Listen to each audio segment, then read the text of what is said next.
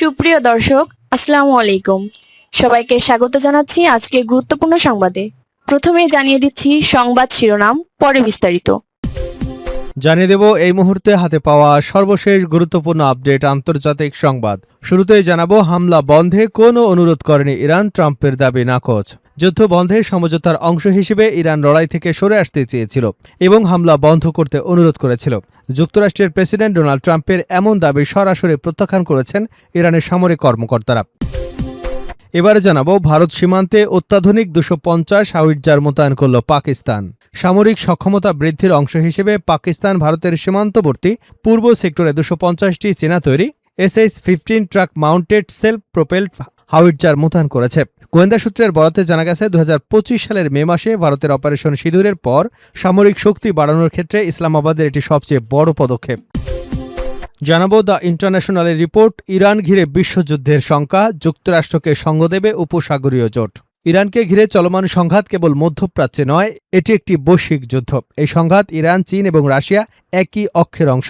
এই সংঘাতে শেষ পর্যন্ত উপসাগরীয় দেশগুলো যুক্তরাষ্ট্রের সঙ্গে যোগ দিয়ে ইরানের সামরিক সক্ষমতার বিরুদ্ধে সরাসরি আঘাত হানবে। এদিকে ইসরায়েলে অস্ত্র সরবরাহ ভারতের মানবতা ও মূল্যবোধের উপর কলঙ্ক, মাহমুদ মাদানি।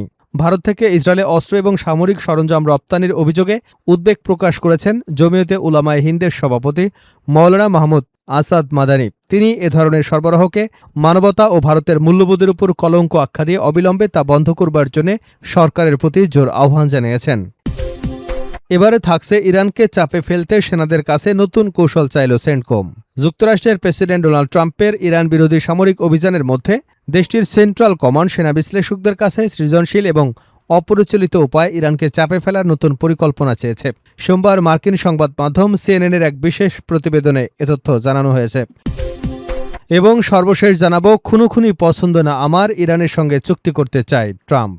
যুক্তরাষ্ট্রের প্রেসিডেন্ট ডোনাল্ড ট্রাম্প জানিয়েছেন যে মধ্যপ্রাচ্যে সামরিক সংঘাতের চেয়ে কূটনৈতিক সমঝোতা বা চুক্তির মাধ্যমে সংকট সমাধান করতে চান তিনি। এয়ারফোর্স ওয়ানের সাংবাদিকদের সঙ্গে আলাপকালে তিনি একথা বলেন। পারস্য উপসাগরীয় অঞ্চলের চলমান উত্তেজনা, সম্ভাব্য সামরিক পদক্ষেপ এবং আসন্ন আলোচনা প্রসঙ্গে ট্রাম্প স্পষ্ট করে জানান যে তিনি মানুষ হত্যা করতে চান না, বরং একটি চুক্তিতে পৌঁছানোকে প্রাধান্য দিচ্ছেন। এতক্ষণ শুনছিলেন সংবাদ শিরোনাম, এবার থাকছে পুরো সংবাদ। দর্শক, অনুরোধ থাকবে ভিডিওতে একটি লাইক দিন, কমেন্টস করে জানিয়ে দিন এই ভিডিওটি আপনি কোন জেলা থেকে দেখছেন এবং শুনছেন। হামলা বন্ধে কোনো অনুরোধ করেনি ইরান, ট্রাম্পের দাবি নাকচ। যুদ্ধ বন্ধে সমঝোতার অংশ হিসেবে ইরান লড়াই থেকে সরে আসতে চেয়েছিল এবং হামলা বন্ধ করতে অনুরোধ করেছিল।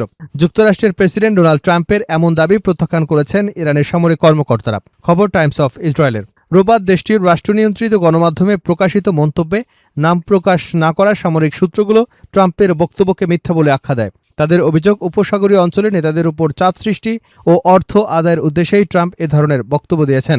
ওই সূত্রগুলো দাবি করেছে ইরানের সশস্ত্র বাহিনী সর্বোচ্চ প্রস্তুত অবস্থায় রয়েছে। তারা সতর্ক করে বলেছে, যদি আবার যুদ্ধ শুরু হয় তবে তা চূড়ান্ত এবং এতে প্রকৃত শক্তিধরকে তা স্পষ্ট হয়ে যাবে।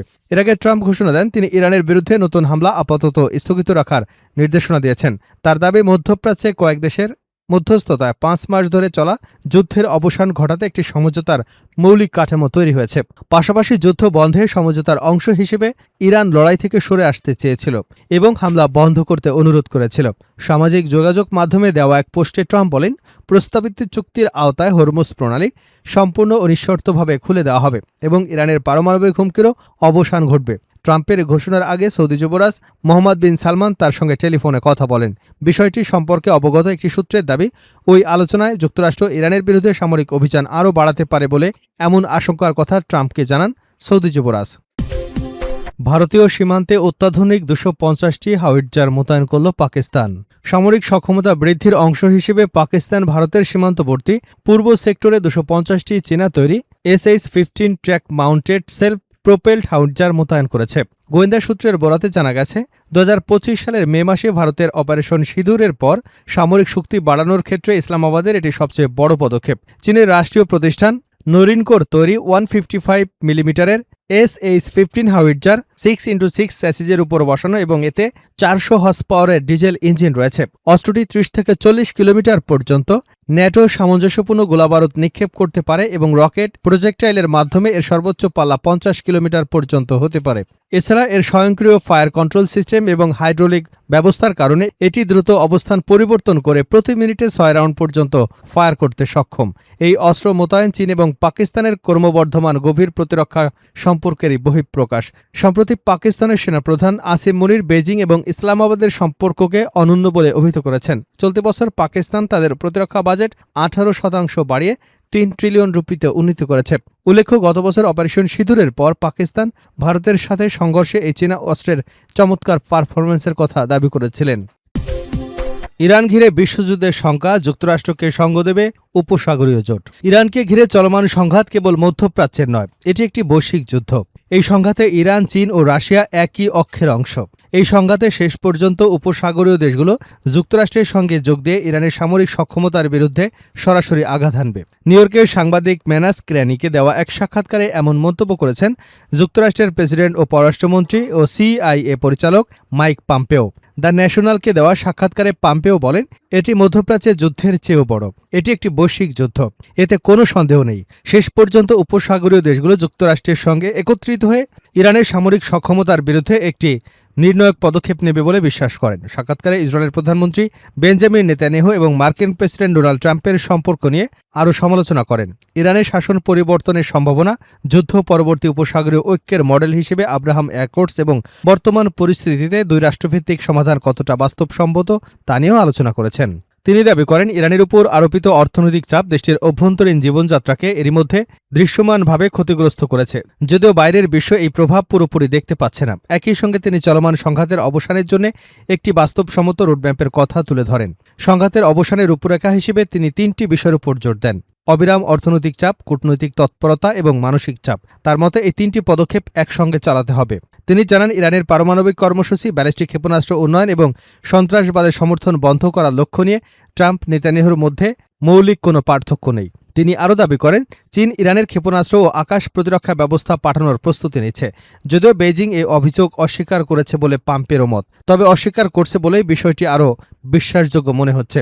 ইরানের উপর অর্থনৈতিক চাপ আরও বাড়ানোর পক্ষে মত দিয়ে তিনি বলেন, নিষেধাজ্ঞা এড়িয়ে যাওয়া, ইরানের তেল কিনছে, বিশেষ করে রাশিয়া এবং চীনের বিরুদ্ধে আরও কঠোর ব্যবস্থা নেওয়া উচিত। পম্পের ভাষায়, আমাদের অর্থনৈতিক চাপ ইরানের ভেতরে বাস্তব প্রভাব ফেলছে। বাইরে থেকে তা কম দেখা গেলেও আজ ইরানের দোকানের তাক আগের মতো পূর্ণ নয় এবং সাধারণ মানুষের জীবনযাত্রা আরও কঠিন হয়ে উঠেছে। সামরিক অভিযানের ক্ষেত্রে তিনি বলেন, বেসামরিক লক্ষ্যবস্তু এড়িয়ে ইরানের সামরিক অবকাঠামো ধ্বংস করা উচিত। একই সঙ্গে তিনি দাবি করেন, ইরান ইসরায়েলের পরিবর্তে উপসাগরীয় দেশগুলোকে লক্ষ্যবস্তু করছে, কারণ তেহরান মনে করে এসব দেশ শক্ত প্রতিরোধ গড়ে তুলবে না। তবে পম্পেরও বিশ্বাস, উপসাগরীয় দেশগুলো শেষ পর্যন্ত এই অবস্থান থেকে সরে এসে যুক্তরাষ্ট্রের সঙ্গে একযোগে ইরানের বিরুদ্ধে পদক্ষেপ নেবে। হরমুজ প্রণালীর ভবিষ্যৎ নিয়ে প্রশ্নের জবাবে পম্পে বলেন, বিশ্বের জন্য একটি গুরুত্বপূর্ণ অবাধ হরমুজ প্রণালী অপরিহার্য।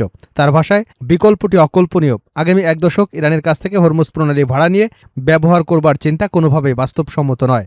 সাক্ষাৎকারের শেষ দিকে পম্পে বলেন, উপসাগরীয় অঞ্চলের বাইরেও সবচেয়ে বড় ঝুঁকি হল পশ্চিমা সভ্যতা নিজেদের প্রতি আস্থা হারিয়ে ফেলা। ইসরায়েলে অস্ত্র সরবরাহ ভারতের মানবতা ও মূল্যবোধের উপর কলঙ্ক। মাহমুদ মাদানি। ভারত থেকে ইসরায়েলে অস্ত্র এবং সামরিক সরঞ্জাম রপ্তানির অভিযোগে উদ্বেগ প্রকাশ করেছেন জমিয়তে উলামায়ে হিন্দের সভাপতি মাওলানা মাহমুদ আসাদ মাদানি। তিনি এ ধরনের সরবরাহকে মানবতা ও ভারতের মূল্যবোধের উপর কলঙ্ক আখ্যা দিয়ে অবিলম্বে তা বন্ধের জন্য সরকারের প্রতি আহ্বান জানিয়েছেন। রোববার সামাজিক যোগাযোগ মাধ্যম এক্সে দেওয়া জমিয়তে উলামায়ে হিন্দের এক বিবৃতিতে মাওলানা মাদানি বলেন, নির্দোষ বেসামরিক নাগরিক, নারী ও শিশুদের নির্বিচারে হত্যাকাণ্ডে ব্যবহৃত হচ্ছে যেসব অস্ত্র, এটি জানা সত্ত্বেও অস্ত্র সরবরাহ করা একটি অপরাধমূলক কাজ, যা গণহত্যায় সহযোগিতার সমতুল্য। তিনি আরও বলেন, এটি কেবল আন্তর্জাতিক আইনে নির্লজ্জ লঙ্ঘনই নয়, বরং মানবতা এবং ভারতের মূল্যবোধের উপর এক গভীর বিশ্বাসঘাতকতা। সম্প্রতি আন্তর্জাতিক মানবাধিকার সংস্থা অ্যামনেস্টি ইন্টারন্যাশনালের এক অনুসন্ধানী প্রতিবেদনে এসেছে, 2023 সালের অক্টোবর থেকে 2025 সালের নভেম্বর পর্যন্ত ভারতের সরকারি এবং বেসরকারি কয়েকটি প্রতিষ্ঠান ইসরায়েলে উল্লেখযোগ্য পরিমাণ অস্ত্র, গোলাবারুদ এবং সামরিক সরঞ্জাম সরবরাহ করেছে। তবে অভিযোগের বিষয়ে ভারতের পররাষ্ট্র মন্ত্রণালয় জানিয়েছে, দেশ থেকে রপ্তানি করা ডুয়াল ইউজ পণ্যগুলো কঠোর আইনগত এবং নিয়ন্ত্রক ব্যবস্থার আওতায় অনুমোদন দেওয়া হয়। মন্ত্রণালয়ের দাবি, ভারতের সব ধরনের রপ্তানি কার্যক্রম জাতীয় আইন, রপ্তানি নিয়ন্ত্রণ নীতি এবং আন্তর্জাতিক বাধ্যবাধকতার সঙ্গে সামঞ্জস্য রেখে পরিচালিত হয়। মাওলানা মাদানী বলেন, ভারত ঐতিহাসিকভাবে ফিলিস্তিনি জনগণের অধিকার, ন্যায্য দাবির প্রতি সমর্থন জানিয়ে এসেছে। তাই একদিকে নিরপেক্ষ অবস্থানের কথা বলা, অন্যদিকে ইসরায়েলের সামরিক সরঞ্জাম সরবরাহ করা ভারতের দীর্ঘদিনের নীতির সঙ্গে সামঞ্জস্যপূর্ণ নয়। তিনি কেন্দ্রীয় সরকারের প্রতি আহ্বান জানিয়ে বলেন, সরকারি ও বেসরকারি উভয় খাতে প্রতিরক্ষা প্রতিষ্ঠার মাধ্যমে ইসরায়েলে অস্ত্র এবং সামরিক সরঞ্জাম রপ্তানি অবিলম্বে বন্ধ রাখা উচিত।